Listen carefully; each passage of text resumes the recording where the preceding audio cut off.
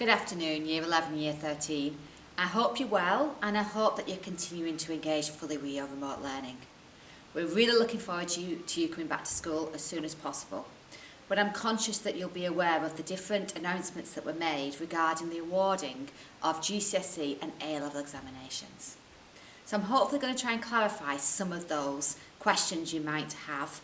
But if following my message you do have any other questions, then please just get in touch. We don't want you worrying about what's going to be happening, okay? Now, from the announcement yesterday, it's made it really clear there's going to be no examinations. So that's the first thing I want you to get into your heads. There's absolutely no examinations expected from you, from the examination boards. And also, I'm going to make it really clear, we will not be doing mock examinations. So those of you that are still worrying about that or worrying about revision programmes, stop it, okay? No examinations from us in that way at all. Because what I want is to give you an opportunity to show your teachers what you really can do and also show them all that work you've been doing over remote learning. Okay, so that's what I want you to be able to do. I want you to come back to school relaxed, not worrying that you're going to be tested at all, just relaxed and being able to show your teachers everything that you've been doing during remote learning and making sure you've been keeping up with your studies. Now, I am telling your teachers as well that you're not going to have anything like a topic test, etc. in the first 3 weeks as you come back. So again, you do not need to worry about anything like that. After Easter, there will be some small class tests, but again, we'll make sure you've got plenty of notice of those. And any teacher who wants to do a test in that way does need to inform Mrs. Tattersall first, because Mrs. Tattersall is going to keep a record of who's doing tests when, so that you're not overloaded with lots of tests in 1 week. So again, let us worry about that element. You're not going to have lots of examinations, you're not going to have lots of tests under examinations conditions in class, but you might have some small topic tests, but they will be after the Easter holidays. Now, why do we need to do that? Well, the big thing is about making sure we have the broadest range of evidence on what you can do. And we've been collating that evidence all the way since you've started your courses. It's not about just what you do now. It's about what you've already been doing all the way through your courses. So again, this work's important, and it is important because it's your final chance to impress, but it's not the be-all and end-all. What you've been doing throughout is what's important, because I have to show evidence of everything you've been doing throughout your course. Now, we've been collating, for example, things like your grade sheets, your reports, and your examination sheets from previous years. So you do have a rough idea of what grades you've been given. You can see that from your target grades and that information. So you shouldn't really be looking at too many surprises. But saying that, if you're not engaging with your work, then of course it's going to be that those grades are going to go down a bit. They're going to look not as impressive because you are not showing us what you can do. And alternatively, if you've been working really hard and you're showing us lots of work that you can do, there's still time for your grades to go up. All about that evidence. Now, one of the things, if I were in your position, I might be worrying about now is every piece of work going to count towards my final grade? And the answer to that is yes and no. Because I am not interested in giving you a difficult time. The only thing I'm interested in is making sure that you have every opportunity to show the best you can be. And what that means is, if a piece of work is really, really good, then of course we're going to take it into account. And if it shows what you can do, of course we're going to take it into account. But also, you are allowed sometimes to have a piece of work that's not as good. And you don't need to worry that suddenly that is going to drop your grade. Because it's natural to have a roller coaster of results as you are studying. It's natural for you to have a concept sometimes that you don't understand the first time. And so we will bear that in mind. You don't have to worry that every piece of work, every mark is going to be taken into account. But at the same time, we can't tell you, oh, this is counting and that's not, this is counting and that's not. Because actually, for all of you, it might be slightly different. Again, I'm going to repeat, I want you to get your best results for you. And that's different for every single one of you. It also doesn't mean, by the way, that we're suddenly just going to give you grades that you need to get into university, for example. They have to be the grades that you have earned and that you've earned over the majority of your course. And I'm saying majority because we are allowed to take into account just the part that you have completed. So it's not that everyone has to finish the syllabus, etc. We will be giving you the grades that you earn and you deserve. And you earn and deserve them by your engagement with your learning. And that's the key point you need to remember now. You're going to come back to school. You need to show us exactly what you can do. There's about 9 working weeks before we have to submit these grades, and we as a school have been told to submit them as late as possible to give you the best opportunity to show what you can do.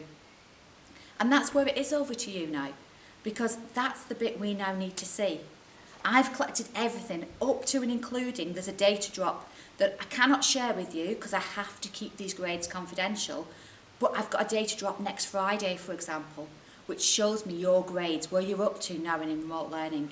And we've had that, we've had your December reports, we've had that for January, for February, and this will be your March one. So we've been tracking what you've been doing already. Now what I need you to do is then put the stuff in from when you're in school. So really, really come back. It's about 9 working weeks before we have to put those grades in. Show us what you can do. Fully engage with your studies. Don't worry if something's not going too well at one moment. It will come back round. So don't get, too anxious if something's not going right. It will get better. And come and really, really try your best. Again, when you're looking at the guidance, there's a really good information on the government website, and it's where I base most of my results and my information from. It's called How Qualifications Will Be Awarded in 2021, and I do recommend that you do read that. It's been an article from the Chief Regulator, Simon Liebus, and he's explaining all the different things that we know so far. There will be some fine changes because the examination boards are obviously now involved in it. But the examination boards are going to produce some different materials that your teachers might decide to use with you as small little tests after Easter. They don't have to use everything in every subject, and they're only going to test you or look at things that you've already studied or are studying up to Easter. So you don't need to worry about the things that you've not already met yet. It's about judging you on the course that you have covered. There's a whole range of evidence we're allowed to use, but what I have to prove is that it's robust and that I've submitted it, making sure that it's fair. And again, that's really important to understand that it's going to be a fair process. For year 13, I'll be signing off all your grades. As the head of centre, as the head, I sign. So what happens is all that evidence is collated, your teachers give me a final recommendation, I'll look at that with absolutely everything else I know about you to do with your grading, to do with what you've done all over the course, and we come up with a final grade. For GCSE, we do the exact same process, but obviously because I've got my son in the year group, it's got with Mrs. Cox that's signing off those grades with me. So again, just for that transparent process, and just to make sure that everybody's treated fairly, Mrs. Cox will be signing off the year 11 grades. Now, there will be an appeal process. Your appeals, what you do, if you're not happy when you get your grades, and it's important I say now, results days have changed. They are earlier, you do need to be ready for that and be in school. 10th of August for A-levels, 12th of August for GCSEs. But when you get your results, if you're not happy with them, you can appeal to the school first of all. And what you'll be saying to us is, we don't agree with your grade. And if we then look at that and we say, actually, we do agree with that grade, we don't think there's anything wrong with that grade, then that will be the part of that process through. At that point, what we're actually looking for is what we'd call admin errors. So whether we've entered a grade accidentally, incorrectly. We shouldn't have, it goes through lots and lots of processes, but that will be what you'll be looking at. At that point, if you're still not happy, the process would then be for you to contact school and we submit an appeal on your behalf. But what happens is we say, okay, you're saying this grade should be, let's say you've got a 5 and you're saying that you want it to be a 7. As I do that, I have to submit my evidence. So the evidence that your grade has been based upon. And then the exam board basically looks at both things and decides which one's right or wrong. Their decision would then be final. Okay, so they would look at both. And as part of that as well, if we go back a stage, before I submit, the exam boards have said that they will come to a random allocation of schools and check our moderation process. So that's before we put the grades in, just to come in and check, actually, have we been fair? Have we followed what the school's been doing in previous years? So does it follow the same pattern? Are our strongest subjects still the same subjects? If they're not, why? And vice versa. So there's lots of things that we have to take into account, and then those grades will go in. I'm nearly at the end of my message, and I think the final thing I want to leave you with is what you need to do now is trust us. And what I say by that is just trust us to get along and do that process of moderating your grades. But bear in mind that we can only moderate on what we see and what we hear. And that's your part. You need to engage with your learning. You need to show us what you can do. And be vocal as well in what you can do. Answer those questions in class. Make sure you ask questions, because they also get taken into account in that whole package of working at your grade. Try not to be anxious, and I'm looking forward to you coming back. Thank you.